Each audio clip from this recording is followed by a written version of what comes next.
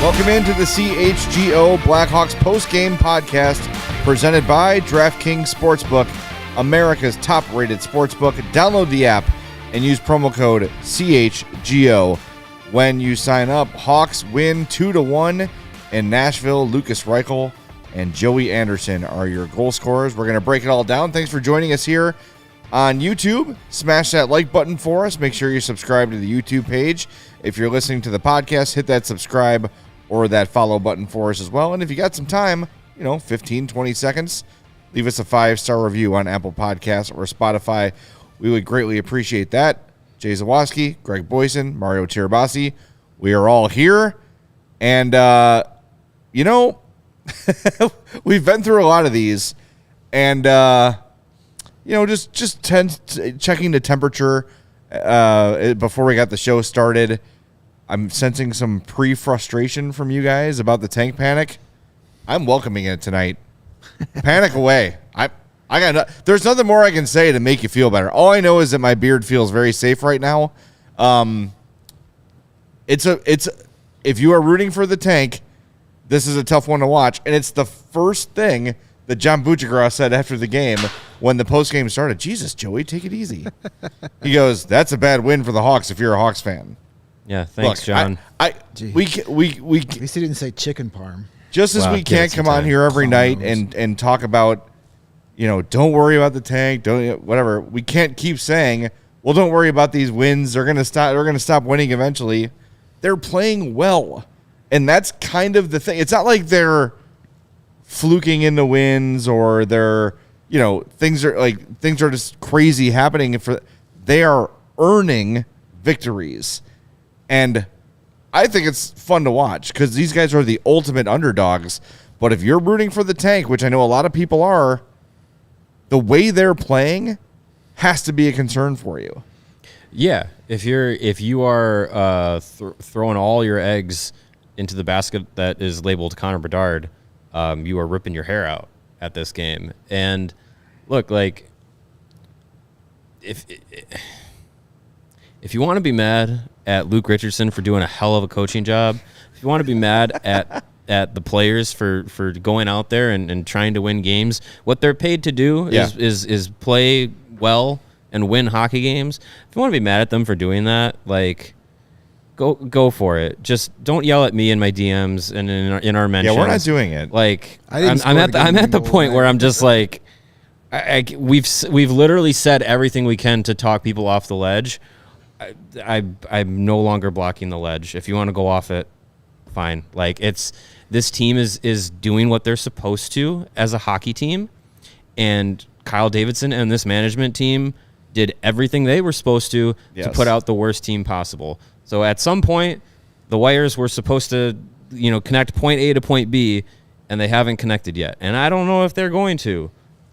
They're 3-3-1 since the trade deadline, which is okay, maybe too many wins. Right. 3-6-1 over their last 10, more like it. 8-6-1 in their last 15. Not good.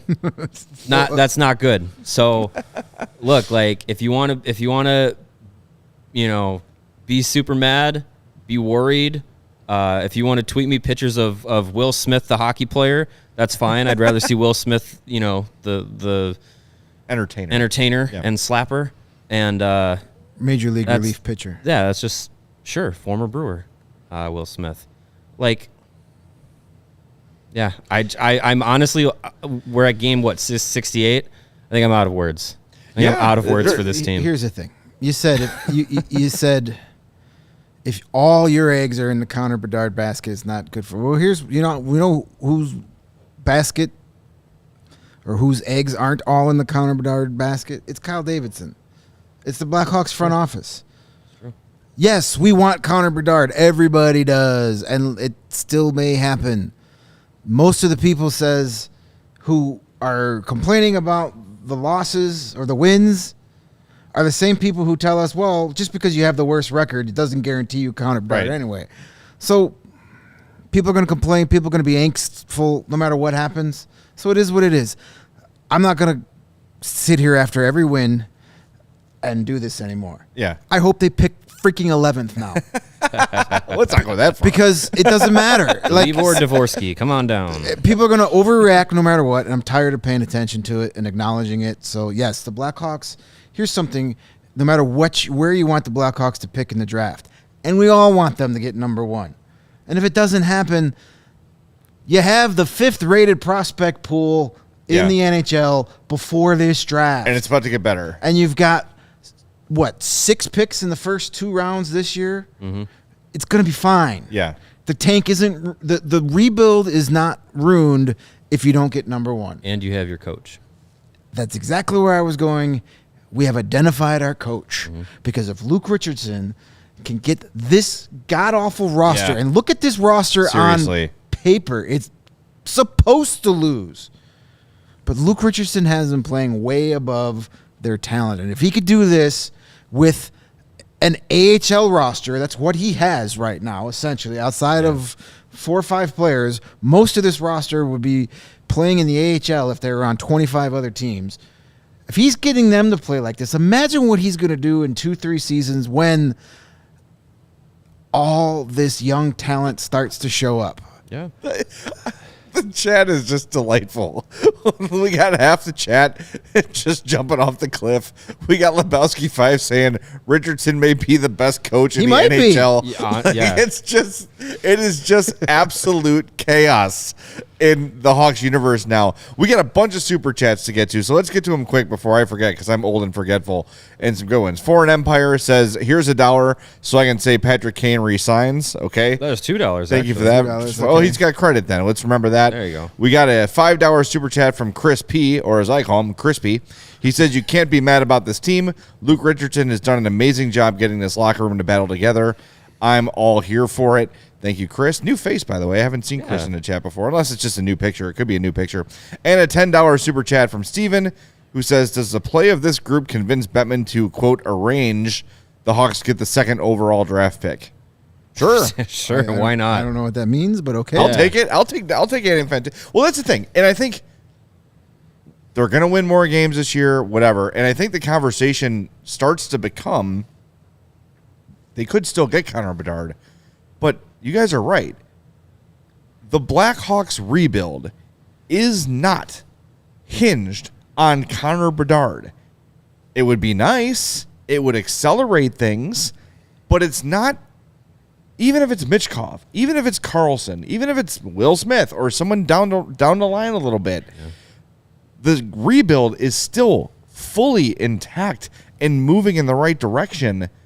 Like, everything we're seeing from this team is positive.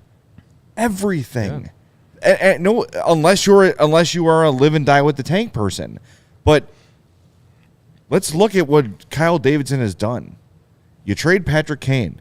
You trade Jake McCabe. You trade Sam Lafferty. You trade Max Domi. You bring in a bunch of guys who a lot of people haven't heard of before. Mm-hmm. Joey Anderson has been one of the best Blackhawks over the last 5 games. Whoa, he's been great. The line of Kachuk and Kara has been really good. You've got Nikita Zaitsev in the lineup. Someone mentioned in the chat, you almost end the game with a shutout. He's hitting people all over the place. Mm. These are rejects from winning teams. And while at the time they may have felt like, oh, well, that guy's just a throw-in, to us, just like we did about Taylor Radish and Boris Kachuk, and even when the Sam Lafferty deal was made, it was like, all right, they just want to get rid of Nylander and give somebody else a look. Yeah. A lot of these, even like the guys he brought in that we were like, oh, that's a tank signing. Alex Stalock has been outstanding. He's been their best goalie this season. Peter Mrazek's been better lately. This last run of 5-6 games, whatever it's been, the goaltending of Alex Stalock and Peter Mrazek were supposed to be the last line of defense in the tank, or the last hole in the defense in the tank. They were supposed to be the weakness on this team, and they've been the strength of this team for the last 5 games. Yeah. So, again, you can't predict these things. This team was set up to be the worst in the league. Still might. Still time. Yes. But you just can't predict Alex Stalock having a career year after pretty much not playing for an entire year and a half. You can't predict, Peter Mrazek going on an amazing run before his groin fell off, which you can predict because that will happen every 15 games. It was coming. But you just, you can't predict trading away Jake McCabe and Sam Lafferty and then getting Joey Anderson in a lineup who has outproduced Sam Lafferty since he's been at Toronto. You can't predict these things. You set yourself up to get to a certain spot. It's not exactly working out the way it is supposed to, but it's not the end of the world. Somebody said earlier in the tank or in the chat, if your rebuild is based solely on Connor Bedard and nothing else, you're the Edmonton Oilers. Right. So let's just let it play out. Let's not freak out after every win, every loss. We got a team that's, hey, this team is playing harder than it has in 5 or 6 years. You know what, though? And because of that, we spent the first, 10 minutes of the show, whatever it is, acknowledging the tank outcome. Now let's actually give the guys on this team that are playing this hard the attention they deserve. Absolutely. Because they absolutely do. And I think the conversation tonight starts with Alex Stalock, who was terrific again, made several high danger saves, was entertaining as hell again, throwing the stick, full experience, leaving the net. It was checking up the dasher board. Yes. Dude was everywhere. It was the full-on Alex Stalock. Had to face a penalty shot for the second straight game, and for the second straight game, there was actually no shot. Didn't face a shot. It's crazy. It's just he's such a fun player to watch. And look, I know when Patrick Kane went away, a lot of people were upset and whatever. This team, and maybe I don't want to put it on. It's not, to be clear, I'm not putting it on Patrick Kane. Nah, but you're I putting think it on Patrick Kane. Totally no, I'm not. What I'm saying is the deadline being over and all the drama surrounding it, everybody is finally relaxed and they can just play hockey and not be asked about the deadline and Patrick Kane and Max Domi and this and that after every single game and after every single practice. Now you've got some guys who feel like everyone thinks we suck. Everyone thinks we're the worst roster in hockey. Let's show them what we can do. They just beat the hell out of the Bruins.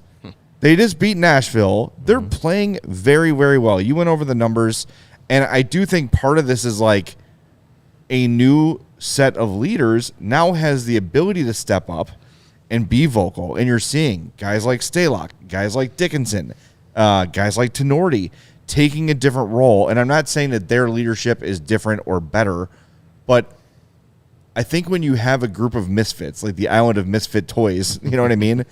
When you see more of yourself in a guy like that, it can resonate a little bit more. Yeah. It's like the Wayne Gretzky coaching thing. Like, hey, go out there and score 70 goals. What's wrong with you? Right. Like, but a guy like Luke Richardson can look at this roster and say, I know what it's like to be a player like you, Jared Tenorti, Connor Murphy. Players can relate to that. They all relate to each other because they're all kind of in the same boat. And I think you grow some camaraderie that way. And what you're seeing from this team is dudes playing for each other.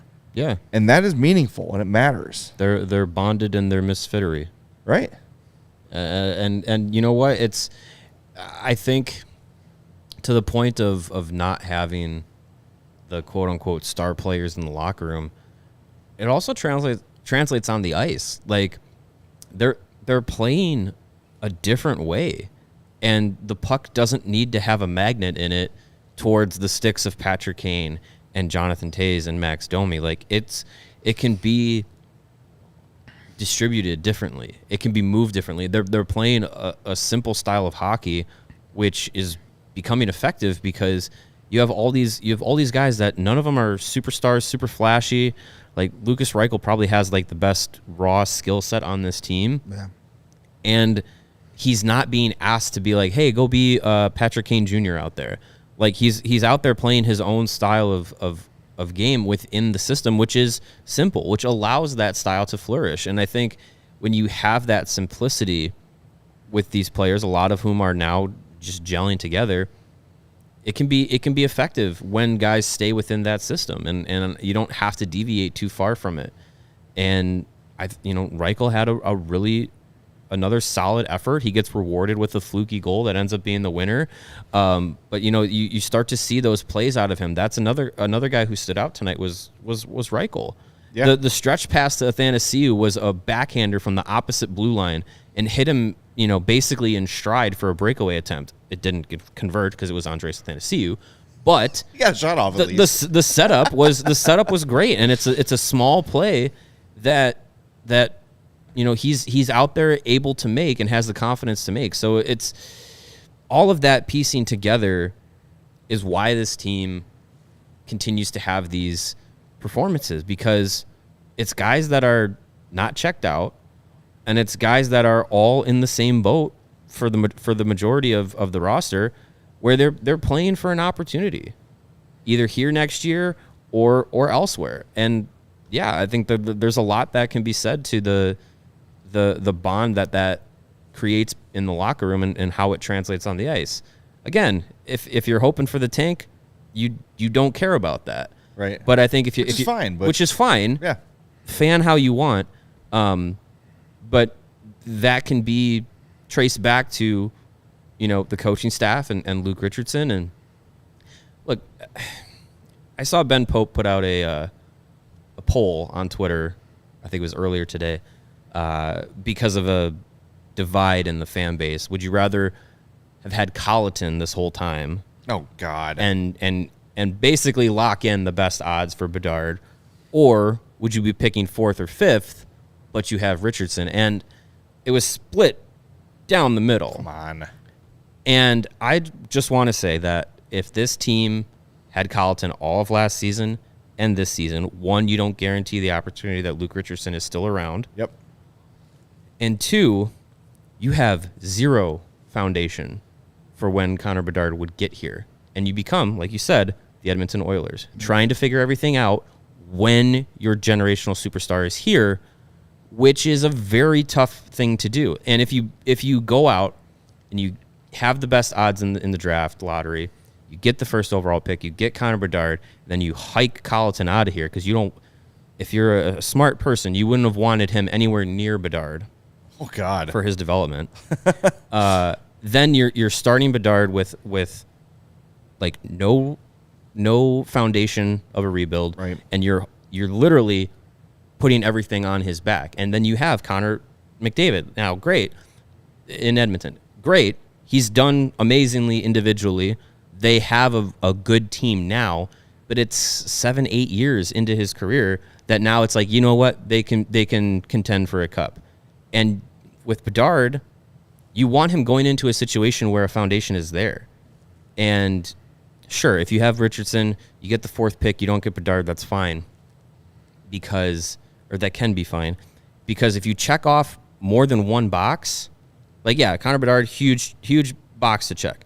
But if you check off coach, prospect foundation, culture in the locker room, if you check all those things off before you get the big one, then it's like, it's you can almost equate it to, it's not going to have the same gravity, but it's kind of like Marian Hossa coming here in 2009. It's something that puts you over the hump to get you to the next level. Right.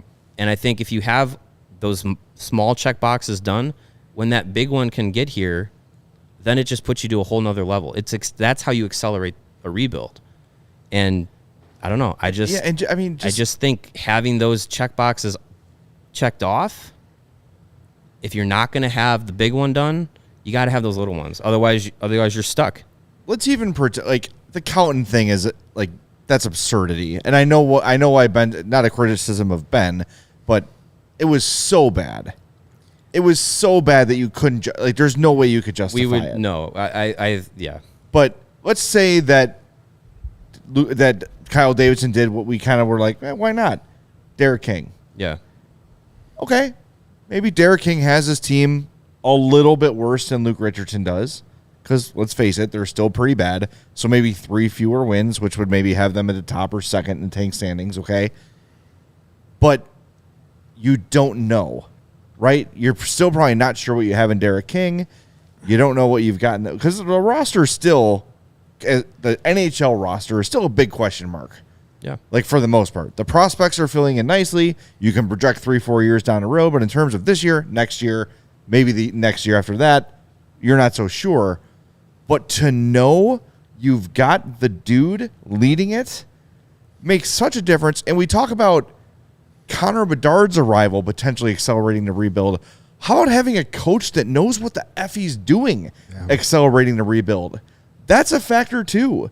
You say, okay, well, maybe I was a little bit afraid of putting a guy like an NHL-ready Kevin Korchinski or an NHL-ready Lukas Reichel or whoever with a less effective coach. But now, knowing that Kevin Korchinski or someone could be in the hands of Luke Richardson, maybe now Kyle Davidson is less concerned about stunting development or putting a kid in a bad situation because he knows he's got the head coach that can handle it and that can put guys in positions to succeed. And that, just like Connor Bedard can strip time off the rebuild, so can having a very good head coach with a good head on his shoulders that never gets too hot, never gets too cold, seems to have a logical approach to everything he does, uses the group mentality where they all of his coaches get together, they work together. It's not me and them like it was the last GM. Mm-hmm. Or the last GM was actually me and then another guy and then everybody else, and it was all mixed up and everybody was backstabbing each other. Yeah. You've got a coherent unit of coaches, of management, and those two units are together, and now you've got that all building this NHL roster. And the fact that Luke Richardson is at the helm of this, if they said Kevin Korchinski plays from game 1 to game 82 next season, I'd feel fine about it because I know he's in the hands of a competent coach. Yep. And that makes a huge difference, and that can speed up a rebuild. Yeah. Yep.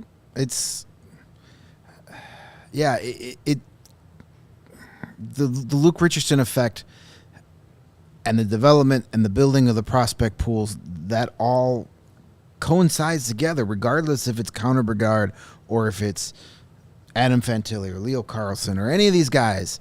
They're going to slot in a system that's working and that's getting better, and these guys aren't going to get here and be lost. Yeah. Just look at Lukas Reichel this year. We started talking about him in tonight's game. Another great game from him. This is a kid that's playing with the confidence and swagger that he's had in Rockford the past 2 seasons, but we didn't see it up here at all last year. Yeah, right. Saw that flashes in that 3-game stint he was in before they sent him back. He had the puck luck on the goal tonight, but for whatever reason, when players are playing at the top of the game, they get those types of goals. Like they get those types of breaks. Well, when you're still searching for that first NHL goal, you miss the wide open net, so the goalie makes the great save, or you hit the crossbar and the post. He gets a little luck. But he made that luck because he was coming in on a 2-on rush and went for the pass. You mentioned the pass he made to Athanasiou to spring him on that breakaway, which we were laughing because I believe it was Dominic Moore. Pretty good, by the way. Yeah, he said something about Andres Athanasiou. The one thing about him is his speed, and he kept talking, and we were all like, you could have stopped right there. You didn't need to add anything to that. But what has impressed me tonight, specifically about Reichel, is how he's playing when he doesn't have the puck. Yeah. And he said that those were the things he needed to learn in Rockford, that I need to be better with other things. He had a takeaway. He had 2 block shots. He was credited with a hit. He was even getting in a couple of board battles early in the game. I don't think he won either one of them, but that doesn't matter. He's still doing those things. Eventually, those things will start paying off. And he's played very well defensively too. Like, he's not lost in the defensive zone. So many times you see these young, talented offensive players come up, and they have no interest in playing defense, and they look scared when they're in the defensive zone. That's the last place in the world they want to be. It's not the case with Lukas Reichel. So Kyle Davidson obviously does not want to repeat the sins of the past regime when it comes to development. I know we were frustrated. A lot of people wanted Lukas Reichel here from day one, and why isn't he here, and blah, and all that. outrage, which was justified, but it's paying off. All that time in Rockford, where do you think he's learned, how to be a more complete player, how to be a 200-foot player, what to do away from the puck? He's picked that up in all those extra AHL games. It's paying off. We're seeing it. We had a lot of question marks about him coming into the season, and I think most of those questions, if not all, have been answered. He keeps playing like this. He's an NHL player. Not only is he an NHL player, but he's going to be a very good NHL player. And that's something to hang our hats on going forward as, we let these crazy last few games play out. But one of the biggest questions we had in training camp was, what are we going to know about Lukas Reichel at the end of this season? Is he really going to be part of this rebuild, this future? And I think we've got the answer to that question. Oh, definitely. And again, that's whatever day it was last week at practice when Richardson specifically pointed out a moment from Reichel, a coaching moment where every coach on the bench was chomping at the bit to tell him the same thing. Yeah. Right? Like, hey, you can't do that in that situation. And he said Reichel came to the bench and was all red in the face knowing that he was going to hear it about that. And guess what? When you hear it from every coach and it's productive and not some jag like John Tortorella benching you or sending your ass back to Rockford and giving you a teaching moment, you won't make that mistake again. And then if that was Joel Quenneville, Lukas Reichel was stapled to the bench the rest of the game. Yeah. Richardson and Cruz say, don't do that next time. All right, get back out there. Little things. Those little things when it comes to development add up. Instead of sapping a kid's confidence, they say, no, the slap and tickle, right? It's like you do it with a puppy. No.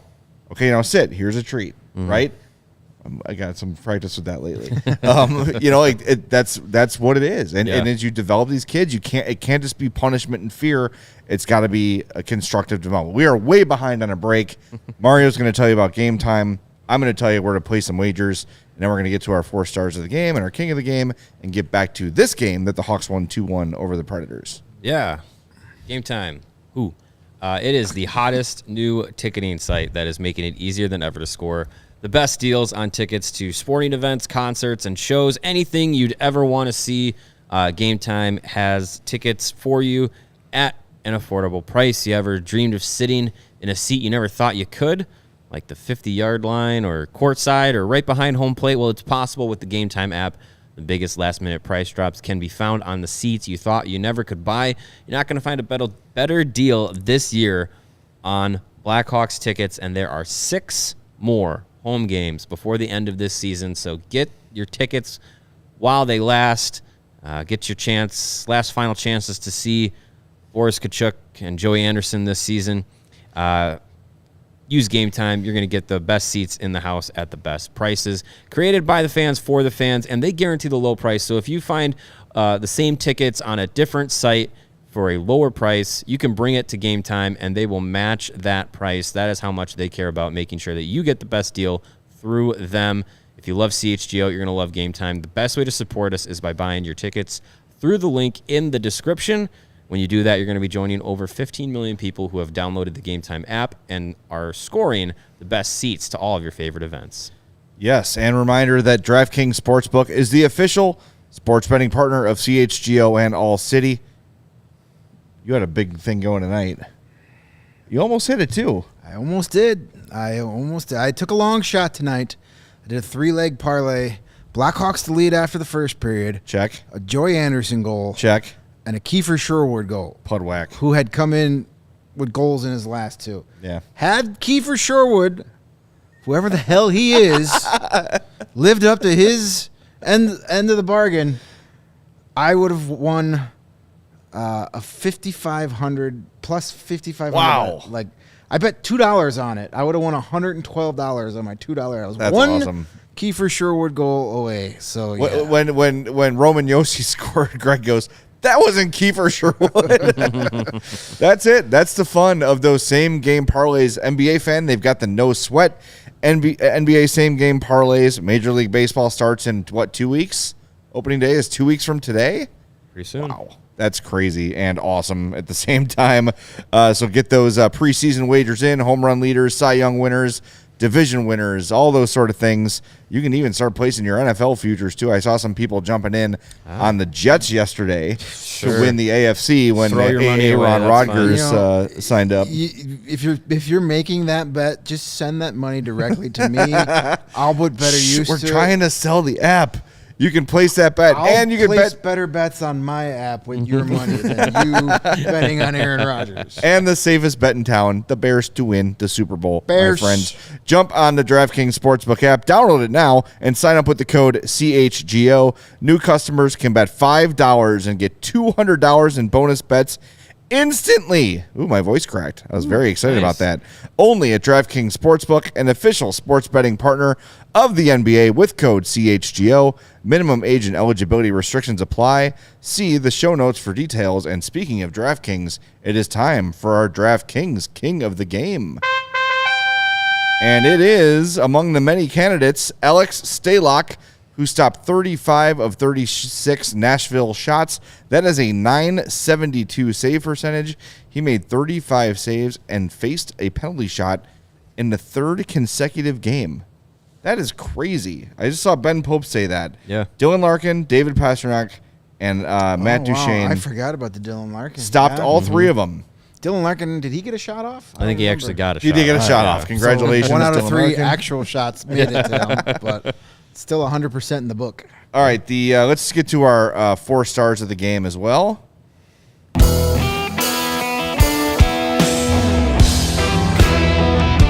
Number 3 star of the game went to Lukas Reichel. He had a goal, +1, 15-11 of ice time, 3 shots on goal, 2 more shot attempts, and 2 block shots. Look at that. Nice. Juicy Saros, I call him Juicy because he is. Hey, he stopped 19 of 21 Blackhawk shots in the loss. And your number 1 star of the game goes to our king of the game, Alex Stalock, again, stopping 35 of 36 Nashville shots on goal. My 4 star of the game is going to someone we had to fight for the rights to claim this player, Boris Tkachuk. He had an assist, 17:30 of ice time. Listen to this. 3 shots on goal, 8 more shot attempts, a hit and a block shot, and won 100% of his 1 faceoffs. Beautiful. Boris Tkachuk. Hall of Fame numbers right there, my friend. He was fantastic. I wrote about him. You'll read it in the 3 Hawks hits after the game. He has been tremendous, as has that line of Joey Anderson and Jujhar Khaira. They had a combined 7 points against Boston. Man, they're playing great, and Boris Tkachuk rattled one off the post tonight, too. A rocket that just hit the post, so could have had a goal very, very easily. Boris Tkachuk was great, and when we talk about, advanced stats and the evolution of advanced stats and all those things, there is not an advanced stat for confidence. And we are seeing a guy for the first time this season, really, playing with confidence and getting results. Good for him. Yep. Yeah, that whole 4th line has been playing great. Yep. I was going to say, speaking of advanced stats. Blue line? Big blue line Boris? Big, giant blue line Boris Tkachuk. Yeah. Biggest blue line of the night. Congratulations, but also, Mrs. Tkachuk. This coming from Natural Stat Trick. Individual expected goals tonight. 1.31 Boris Tkachuk. Wow. Second place on the Blackhawks was, as my screen, how many I expected him to score the whole season. Lukas Reichel at .42. So quite the gap between Tkachuk and Reichel tonight. Tkachuk also led the team in individual scoring chances created with 7. Reichel second with 4. I mean, Reichel, big blue line, too. Yeah, Reichel had a great game. Yeah, I don't know whatever's gotten in the Boris Tkachuk's breakfast cereal. He needs to keep it coming. Look, we've talked about this, and I know people don't hear every show, so I want to restate it.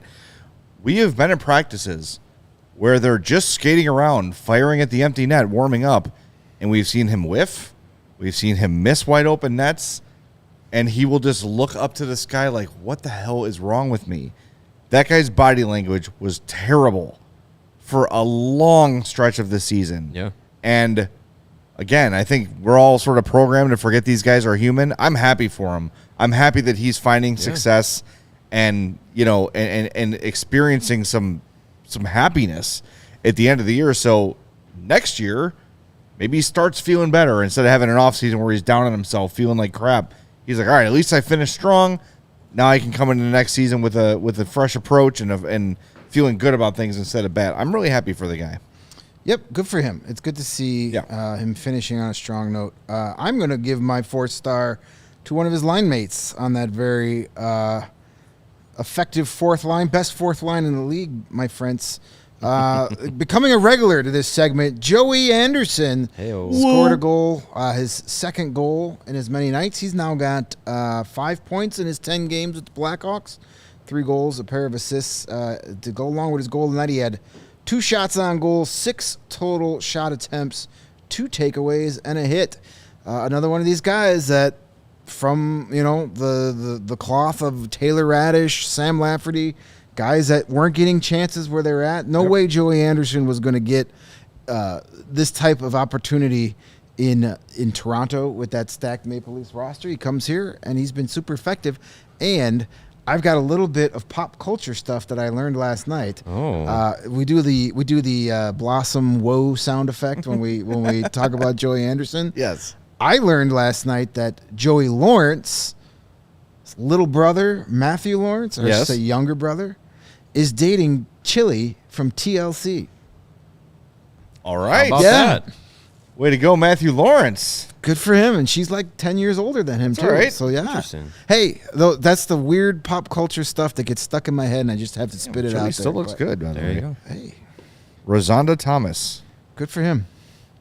Way to go. Good for him. It's the things you learn on the 4th star of the game segment. Yes. My 4-star of the game is not dating a member of TLC. Not yet. Not that I know of, at least. But it was Seth Jones. He had a pretty good game tonight. I believe led the team in time on ice, 24 minutes and 33 seconds. An off night for him. He had 2 shots on goal, 2 blocks in that 24-33 tonight. Him and Caleb, that is not your typical top pairing. But since they've been put together after the McCabe trade, they've been totally fine. Yeah. And I think some chemistry somehow. Yeah, somehow. Yes. They've been the first time they've ever played together. They've been good as a pairing, and I think all season Seth Jones he's been improving, and when he was paired with Jake McCabe, that's when we saw a jump up, and then after the All-Star break and getting the All-Star nod, that was another jump up for him, and I think it's taken some time for him in his Blackhawks tenure to get to this point, but I think what we're seeing is now a Seth Jones that is a little bit more comfortable in Chicago, a little bit more established. He's now one of the top voices, if not the arguably the top voice in the locker room right now. So it's a position he hasn't been in since he's been with this team, and I think he's playing with a confidence level that he hasn't had in basically 2 seasons. So you continuously are seeing good games from him down the stretch, and I think there's just been different points in this season where things have elevated for him, and that's what you want to see. It's the elevation of prospects and also the elevation of NHL caliber players, your top players. Seeing them elevate as well is again, I don't want to make this the coaching show where we heap praise on the coaches for everything, but it's part of it.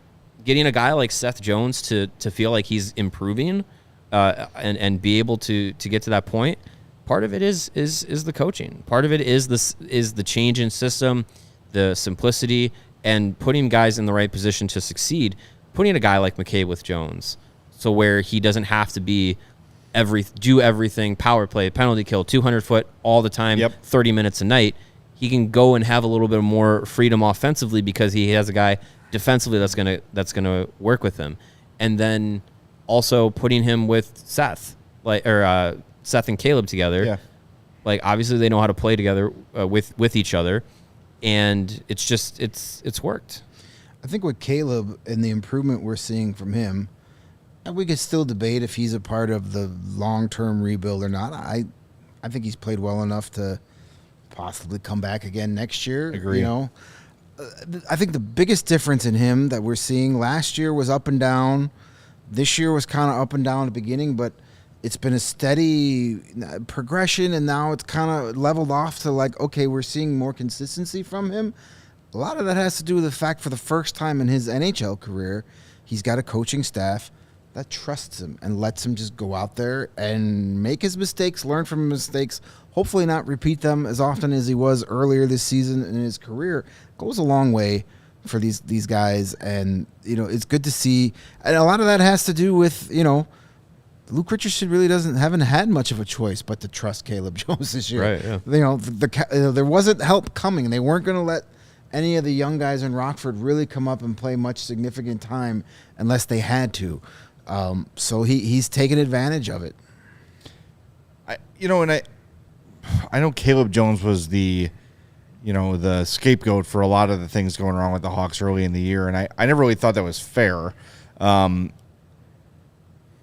Another guy who got more of an opportunity here than he did in Edmonton, that's for damn sure. And now that he didn't get much coaching last year.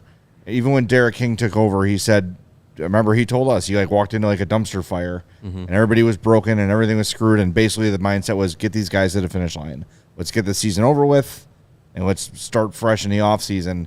Now you bring in Kevin Dean, and you bring in Luke Richardson, and he can work with two long-time NHL defensemen that can tell him specifically how to improve his game, as opposed to Jeremy Colton saying, chase this guy around and play man-to-man and be this and that. No. Here's how to simplify your game. Here's how to make your game more effective. And it's not going to happen one night or in 1 week or in a month. But over the course of this year, I don't think there's anybody who can watch Caleb Jones play and say that he's not gotten significantly better as the year's gone on. Yeah. And for a guy's a one-year deal, $1.35 million, he's 25 years old. We still think Ian Mitchell is young. He's 24. Yeah. It's, you know what I mean? Like, Caleb Jones is not old by any means.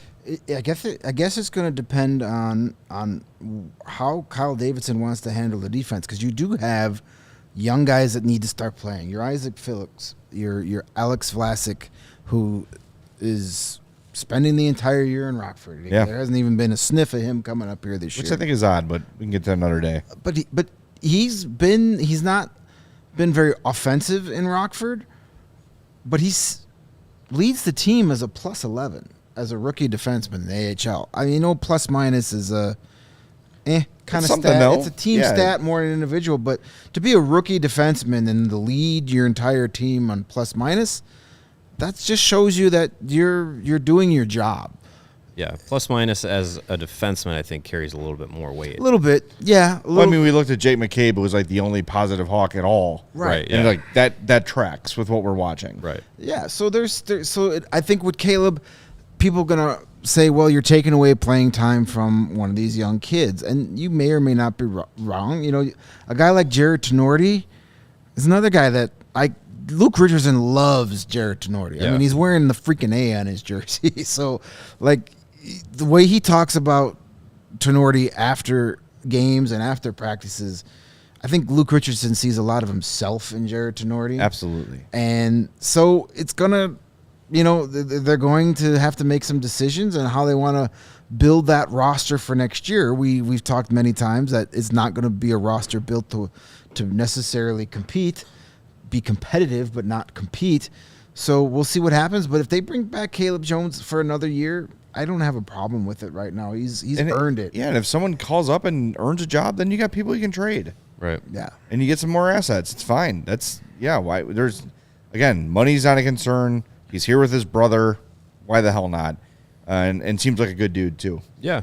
We got a bunch of super chats we got to get to real quick here, and there's another question I want to get to later on. We got one here from Alan, who says, "Hey dudes, great work. Any news on Taves from your observations being around the team?"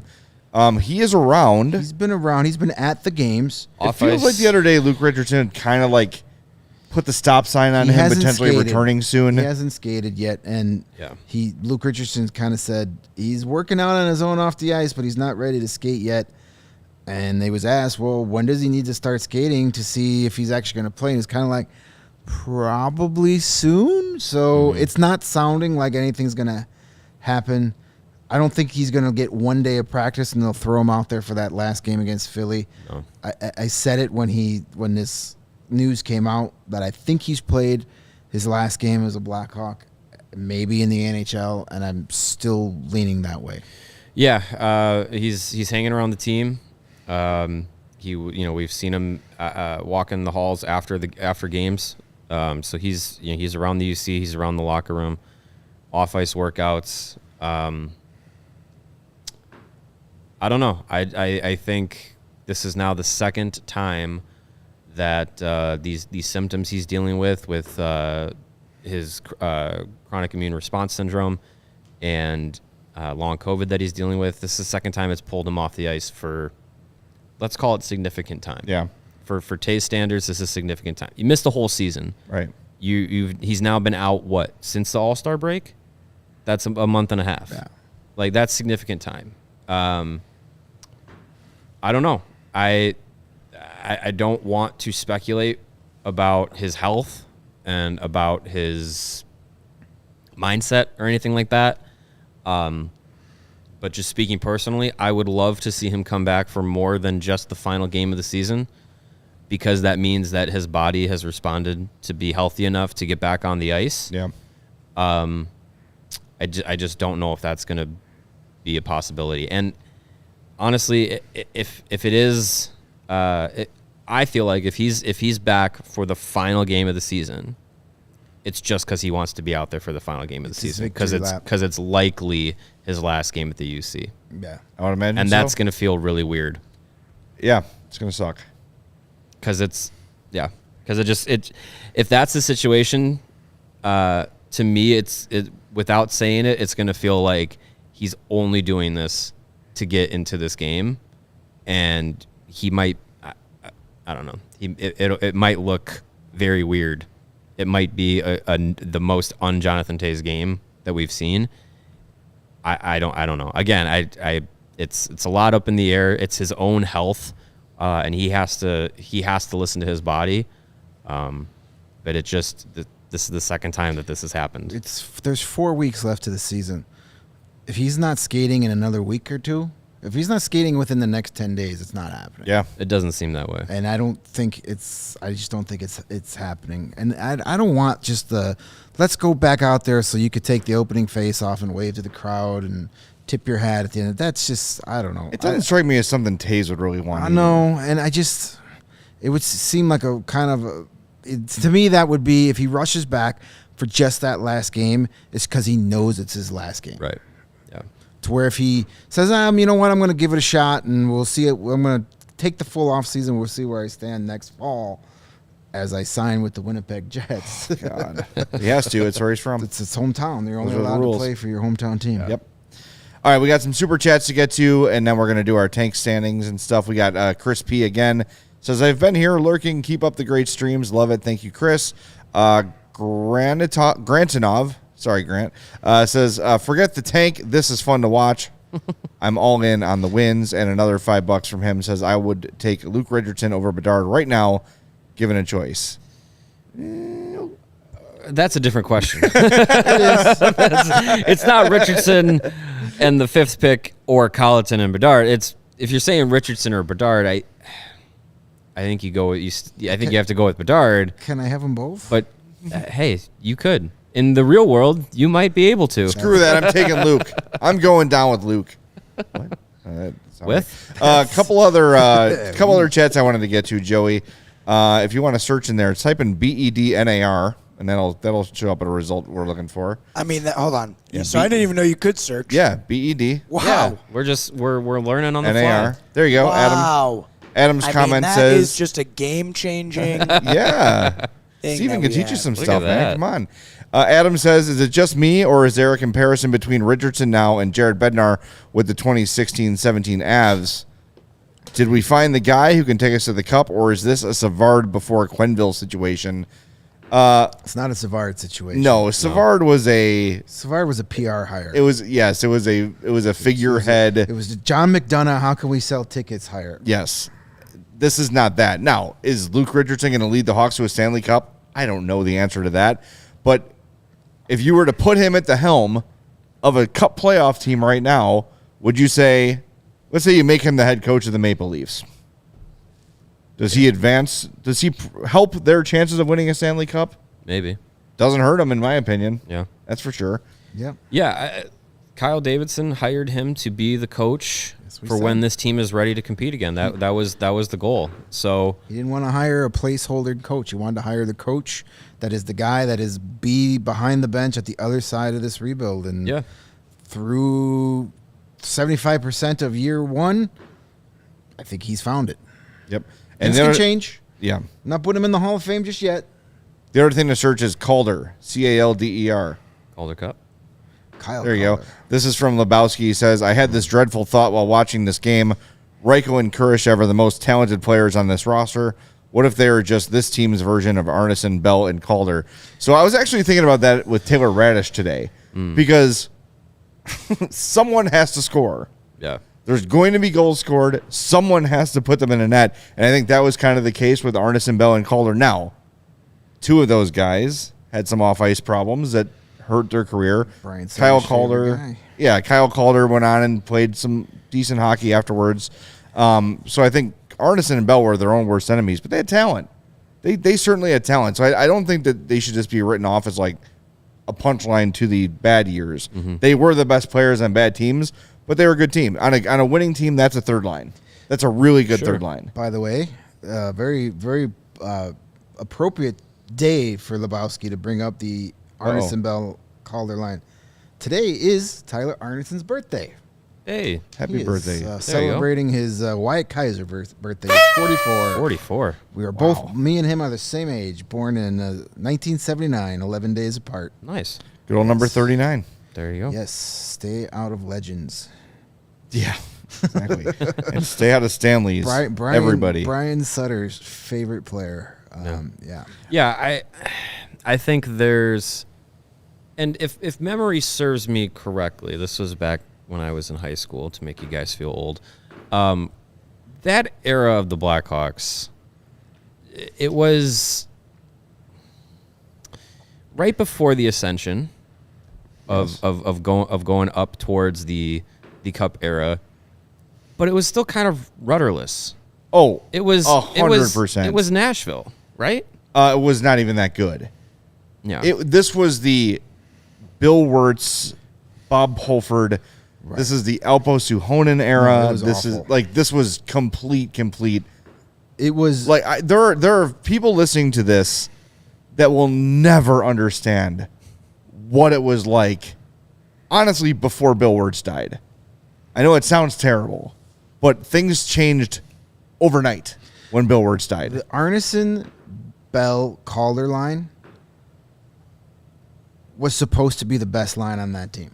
It was. It was. But that's how they were like, hey, look at these three kind of middling players that we found that were like, when the ABC line is your best line, you don't have a good hockey team. So just so everyone understands, Tyler Arneson had 39 points, 55 points, and 41 points for the Hawks. Went on and played in Ottawa, Colorado, and then ended overseas. So 55 points was a career high for him. He was a soft playmaking center. Mark Bell for the Hawks, his career high was 48 points, but he also had 124 penalty minutes, 113. He was a big power forward type. Beat the hell out of Jeremy Roenick one time, which was a lot of fun. Right after that trade was made. And then Kyle Calder had 53 points. 59 points was his career high. So, again, solid second liners, elite third line type players. And these guys were sold as like, here's the next generation of Savard and Roenick. And Kurashev, so back to the original point, if Kurashev and Reichel turn out to be the ABC line, that'd be great. On a really good team. Yes. I'm okay with that. Yeah. Like, that means you've got one of the best third lines in all of hockey. Mm-hmm. Like, that line on a good team is very effective. If that line is your best line, things aren't going so great. If those three were around in 07, 08, it would have felt a lot better. Yeah. Yeah. Right? Yeah. I mean, if that's a line that you could use your third line and be a Stanley Cup contender if that's your third best line, with those guys putting up, 100 points combined at least. Yeah. That's so. Yes, if Reichel and Kurashev If they're 60-point guys, if they're 55 points a season, you'd want a little more out of Reichel. If you get 55 points a season out of Philip Kurashev, that's F&A, great. sign me up. And he's on your third line when this team is contending again, I'm all for it. You know what I'm all for? Some A Blackhawks banana hammocks. thong. Sure. Do you know where I can get one? I do. I do know where you can get one, along with all kinds of awesome officially licensed Blackhawks gear, Bulls gear, Bears, Cubs, Sox, whatever Chicago team you like. It doesn't have to be a Chicago team, but we prefer it. It is. You can head over to our friends at FOCO. You've already got the best coverage for your favorite Chicago team, so why not get fitted out in the best sports gear around? FOCO has got you covered from Soldier Field all the way to the front room, my friend, the north or south side. They've got hoodies, they've got slippers, signs, bobbleheads, the famous banana hammocks. It's a real thing. They've got Blackhawks Crocs. Summer's coming. Get your banana hammock for your feet and your junk all in one spot. Get decked out like big blue line Boris with apparel from the leader in sports and merch and collectibles. FOCO, looking for that perfect gift for the sports fan in your life. FOCO has got you covered with hoodies that fight that Lake Michigan breeze. Well, it's going to be warming up, so maybe you can get some suns out, guns out, tank tops on FOCO as well. Check out FOCO, FOCO.com, or click the link in the podcast description. And for all non-presale items, use the promo code CHGO, and you will get 10% off your purchase. That's a lot of percent. That is a lot of percent. And That's a good speaking of merch and speaking of saving money, And 10%. and 10%, we've got our Merch Madness sale going on at the CHGO Locker right now. Go to our Twitter account at CHGO_sports. Participate in our Merch Madness competition. Choose your player. You got to vote for us. Come on. Like, Got we're to get all getting, three of us into the... Yeah, we're up against Bears guys. Like, that's not fair. They have such You've got the tough draw. I got You Greg got tough. Braggs and Greg Braggs week. The thing is, The people good thing- aren't voting for the shirt. You're wearing the better shirt. They're voting. Well, They're that's voting there's for no him. doubt. But people are voting for him too, and they should. I like Greg. I do too. I said I'm not going to talk shit about Greg, and then he's like, Jay hates puppies. I'm like, I guess we're talking shit now. I guess it's happening. Trying to play nice. Yeah. But save 10% at CHGO Locker. Remember, if you're a diehard, you save 20% all the time. Joey, is that stackable? The 20 and the 10? Do we know the answer to this? I have no idea. I would imagine it's stackable. I think it Stackable? might be. Yes. Don't hold me to that, but I would thought that assume was so. like part of the ad read, like, what time is it? And I was supposed to know, but okay, you're actually asking? No, Yeah, I'm I have asking no for clue. real. I have no clue. All right. Well, merch is 10% off, and I do believe diehards get. if you're a another diehard, 10% you're off. already the diehard. You already and get then 20. The Right. code. You're a diehard, you also get a free shirt every year. Don't forget that That's part. You absolutely do. Well, if you're a I would diehard, let imagine us know. it stacks, I believe it does. It should stack. but don't quote me on that. Yeah, don't quote If us it on doesn't, you can email our bosses and tell them to blame the CHGO Blackhawks guys, and we'll have it in our next meeting. That's right.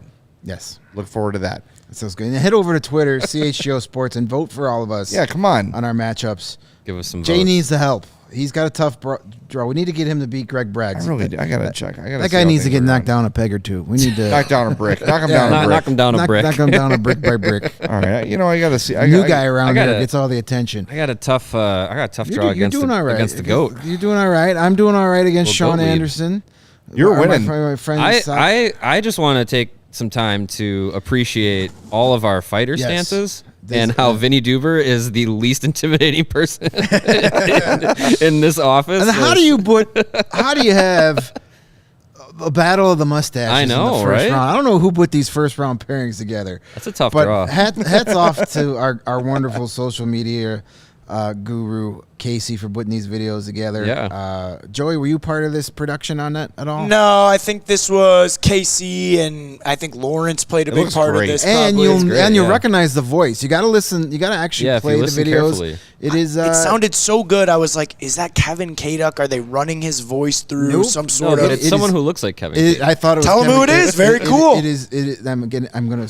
It's Tim Sinclair. Tim right? Sinclair, Yes. the Tim voice Sinclair. the actual PA announcer for the voice Bulls. of the Bulls. And when he came in, and we were on the air when he came in yesterday, and I literally thought it was Kevin Kaduk's brother. Yeah, could have been. That's for damn sure. He's a big friend of CHGO. He was at the CHGO Bulls watch party. We've had him Yeah. on the show. He's out there openly voting for Bragg. He's likely a diehard as well. I mean, he's a real cool guy. Shout out Tim Sinclair. All right. Check those out at the CHGO Sports. It's a lot of fun. Twitter. Vote for your favorite, i.e. Blackhawk guides. Let's get all three of us get in the second round I'm not gonna. and save some money on some awesome merch. Next March, when we do Merch Madness 2.0, we got to get Gene Honda in here doing the voiceover. Yeah, I think we can make that happen. We'll try. We see him. I'll mention to him in the soup line next game. Go for it. Yep. All right, let's do our tank stuff and get the hell out of here. Sure. Sure.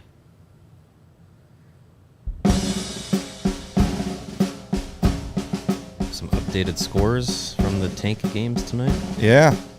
All right. A lot so of late games. yeah, a lot of late Yeah. games going on here. So we'll update you on the scores, then give you the standings as Wait, they are. I at this didn't even moment. see any tank. What Don't worry, none of them Nothing's are final. Keep None of going, them are right? final. Yeah, None of them are final. So you're good. The Coyotes lead the Canucks 2-1 after 2. Good. The They're not even on the Kings board anymore. are beating the Blue Jackets 2-0 Nah. with 8:34 left in the second.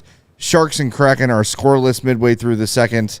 Okay. And I believe Flyers that's That's No, the only. yeah. That's the only. tank Flyers are games. off. So there you go. Ducks are So off. as it stands now, without those games being final, Columbus leads the tank standings as they have all year because they are absolutely horrible. Columbus. 49 points in 66 games. The Sharks with 51 points in San 68 San games. Jose ass. The Hawks have a game in hand on the Sharks and have 53 points in 67 games. Anaheim with 54. Yes. Philadelphia with 59. Philadelphia. And the Philadelphia. Arizona Coyotes fell off the board. Yeah, they're not even top 5 anymore. So you think you're panicked here? That's not good. All right, we're gonna go to Tankathon today for our We're tank gonna go to spins. Tankathon. We got 82 likes. I did not set a specific number. Caleb Jones. So let's get to 90 and we'll do a bonus spin. We can do that. Let's get to 90 likes for a bonus spin. In the meantime, I'm seeing some people in this chat mentioning Slater Cuckoo. I missed this today. Yes, this was. We're on tomorrow interesting. afternoon. We will certainly address this. Yeah. But him addressing some mental health issues he's been experiencing. I also have a fun idea for tomorrow too, being at St. Patrick's Day, but we'll discuss love it. off the air. Yeah, so we're going to get into Slater Cuckoo tomorrow. We're but from home tomorrow too, by the way. yes, remote from home. All right, did we get to we got 87? All right, let's give the first spin, and I'm confident by the time we spin again, we'll have 90 likes.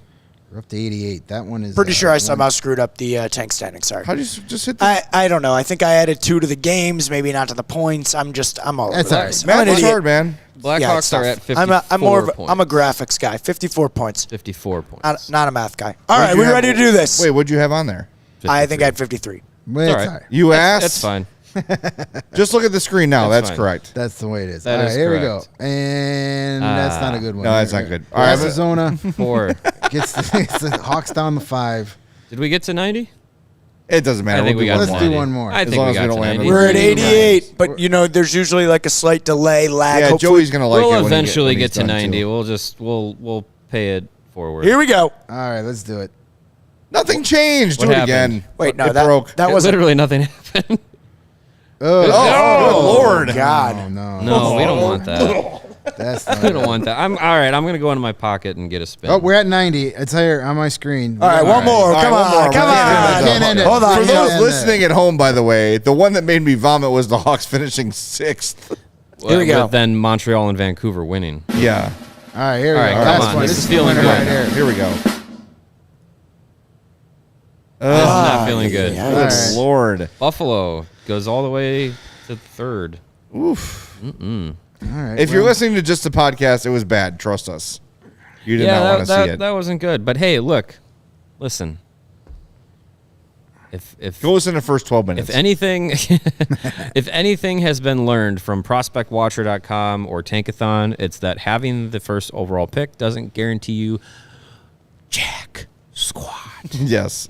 And remember, the Hawks jumped 5 spots to get Patrick Kane. Sure. It's all good. Well, let it play out. We already got the top. We've already got the 5th rated prospect pool. What's going on with Jay's beard? If the Blackhawks finish outside of the bottom 4, Three. or 3. Don't add a team. Was it? 3. It was 4, was What? it not? No You have one to wants d- to see do you this have to face. dye your beard? He's gonna shave it. I shave it. He's shaving He's it shaving his But beard. unlike the Sean hot- Anderson, I'll put a towel down and not just leave it on the couch. Oh, you'll shave it on the Yeah, the show. Yep. I was gonna say, like, have you never been cleanly shaven around here? Never. I was born with a beard. Cool. I don't think I've ever seen Mario without a beard. If No. you haven't met me 15 years ago, you've never seen me without a beard. Yeah. Good to know. You're not going to see it. It's safe. I don't know. I know Roids. I know that No Roids Just Rage is hoping that Jay keeps. He's the beard. hoping we pick 20th, so Hey, Just so he can be right. There we go. let's print out those playoff tickets. Why Let's do stop it. there? All right. Game time. Playoff Hey, you know what? tickets. We should go home. Let's go home, shall we? Let's go home. I am a fan of that as well. We're go back home. tomorrow at 2:30, right? Normal time. 2:30. tomorrow? 2:30. We will be at home Yeah. talking about stuff. So join us then. And reminder, we are presented by DraftKings Sportsbook, America's top-rated sportsbook. Download the app and use promo code CHGO when you sign up. Thanks to Joey for running the show. For Greg and Mario, I'm Jay. Thanks for listening to the CHGO Blackhawks podcast.